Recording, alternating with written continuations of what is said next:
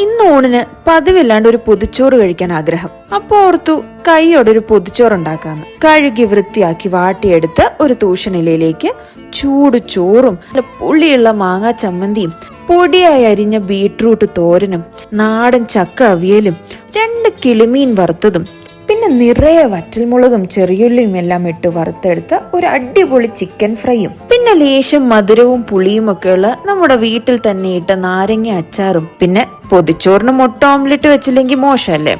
അപ്പൊ എന്റെ സ്പെഷ്യൽ തേങ്ങയും ചെറിയുള്ളിയും കാന്താരിയും ഇട്ട മുട്ട ഓംലെറ്റും വെച്ച് മുറുക്കി കെട്ടി പൊതിഞ്ഞു. ഒരു 5-10 മിനിറ്റ് പൊതിഞ്ഞു വെച്ചതിന് ശേഷം തുറന്നപ്പോ ആ വാട്ടിയ വാഴയിലയുടെ ആവിയും ആ കറികളുടെയും എല്ലാം കൂടെ ചേർന്നുള്ളൊരു മണമുണ്ടല്ലോ.